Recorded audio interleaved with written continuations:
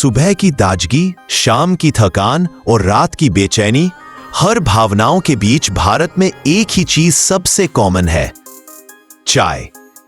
लेकिन सवाल है, ये चाय आखिर हमारी जिंदगी में आई कैसे? चाय का असली इतिहास चीन से शुरू होता है। लगभग 2737 ईसा पूर्व की बात है, जब चीन के राजा शेन नुंग के गर्म पानी में कुछ पत्तियां गिर गईं और पानी का रंग बदल गया। उन्होंने इसे पीकर पाया कि यह स्वादिष्ट है और शरीर में ऊर्जा भर देती है। वही दिन था जब चाय ने दुनिया में कदम रखा। लेकिन भारत तक इसका सफर बड़ा रोचक है। ब्रिटिश ईस्ट इंडिया कंपनी जब भारत आई तो उसे पता चला कि चीन से चाय खरीदना बहुत महंगा पड़ रहा है। इसीलिए अंग्रेजों ने भारत में ही असम, दार्जिलिंग, नीलगिरी जैसे इलाकों में चाय की खेती शुरू करवाई। धीरे धीरे अंग्रेजों ने भारतीयों को भी चाय पीने की आदत लगानी शुरू की। रेलवे स्टेशन पर चाय, ऑफिस में चाय, घर में मेहमान आए तो चाय, चाय हर जगह घुलती चली गई।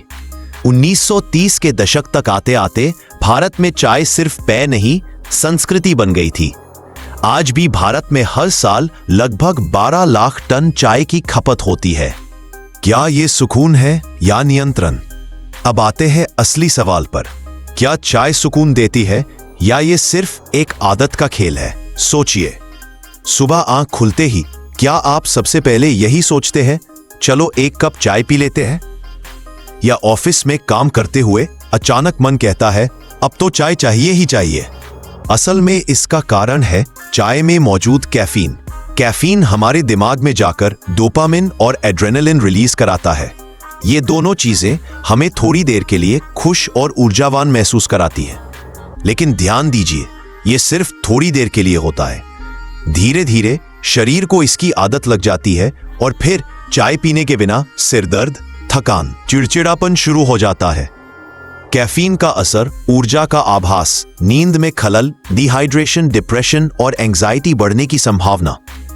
एक कहानी, अमित की जिंदगी में चाय का जाल। अमित मुंबई में रहने वाला एक साधारण युवा।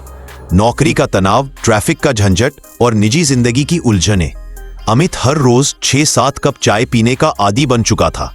एक कप चाय पीऊंगा तो सब ठीक लगेगा, ये सोचते सोचते अमित को चाय के बिना जीना। धीरे धीरे उसे एहसास हुआ कि उसे असली सुकून चाय से नहीं मिल रहा, बल्कि वो बस थोड़ी देर के लिए अपने तनाव को ढंक रहा है।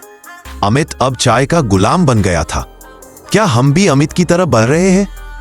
आप भी सोचिए, कितनी बार आप चाय सिर्फ इसलिए पीते हैं क्योंकि मन कर रहा है, और कितनी बार सिर्फ इसलिए क्योंकि आदत बन गई है। विज्ञान क्या कहता है? अब अगर विज्ञान की बात करें तो WHO और अन्य मेडिकल रिपोर्ट्स के अनुसार एक दिन में 300 से 400 मिलीग्राम कैफीन तक सुरक्षित माना जाता है। एक कप चाय में लगभग 30 से 50 मिलीग्राम कैफीन होती है। 4 से 5 कप चाय से ज्यादा लेने पर शरीर पर नकारात्मक प्रभाव दिख सकते हैं। चाय छोड़ना क्यों मुश्किल है? दिमाग के न्यूरॉन इस कैफीन पर निर्भर हो जाते हैं। धीरे धीरे ब्रेन खुद ही चाय की मांग करने लगता है। विथड्रॉल सिम्टम्स, छोड़ने पर प्रभाव, सिर दर्द, मूड स्विंग, नींद की दिक्कत। क्या समाधान है? बिल्कुल है। चाय छोड़ने या कम करने के लिए अचानक रोकना जरूरी नहीं, आप धीरे धीरे मात्रा घटा सकते हैं। कुछ अच्छे विकल्प, ग्रीन टी या हर्बल टी, कम कैफीन, ज्यादा फायदे। नींबू पानी या शहद पानी, एनर्जी भी और शरीर भी साफ। हल्दी दूध, इम्यूनिटी बूस्टर। गर्म पानी, थोड़ा शहद, दालचीनी, स्वाद भी और सेहत भी। क्या चाय पूरी तरह छोड़ देनी चाहिए? जरूरी नहीं। अगर आप दिन में 1-2 कप सीमित मात्रा में पीते हैं तो कोई नुकसान नहीं। लेकिन अगर चाय के बिना आप बेचैन हो जाते हैं तो समझ लीजिए अब चाय आप पर नियंत्रण करने लगी है। असली सुकून कहाँ है? सच्चाई ये है कि असली सुकून किसी पेय में नहीं, हमारे मन की स्थिति में है। चाय सिर्फ एक बहाना है। अगर आप खुद को कंट्रोल में रख सकते हैं तो कोई भी चीज आपको कंट्रोल नहीं कर सकती। ध्यान दें, जब आप चाय पी रहे हों तो खुद से एक बार जरूर पूछें, क्या मैं इसे पीना चाहता हूं या ये मेरी आदत है? मालिक बनो, गुलाम नहीं। निष्कर्ष, चाय सुकून का प्याला या आदत का जाल, निर्णय आपके हाथ में है। अगर लिमिट में पीते हैं तो दोस्त है, अगर कंट्रोल खो दिया तो दुश्मन। अब आप बताइए, आप किस टीम में हो? कमेंट करो #टीम सुकून या #टीम कंट्रोल।